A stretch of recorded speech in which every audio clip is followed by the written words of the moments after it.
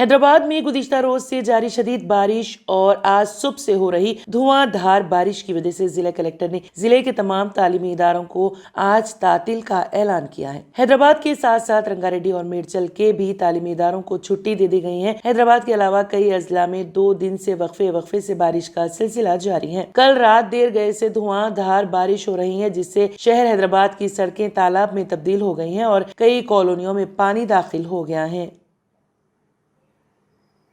बाबा अकबर खान जी जीवन की बड़ी से बड़ी समस्या का समाधान मात्र 72 घंटों में करते हैं, वो भी फोन पर। जैसे वशीकरण, मनचाहा प्यार, शादी न होना, तलाक, गृह क्लेश, प्रेम विवाह, मुतकरनी, सोतन दुश्मन से छुटकारा, काला जादू, गड़ाधन आदि तांत्रिक विद्या और रिद्धि सिद्धियों के मालिक काले इल्मों के बेताज बादशाह जो सभी समस्याओं का समाधान करते हैं। अगर आप भी किसी समस्या से परेशान हैं तो आज ही संपर्क करें बाबा अकबर खान जी से।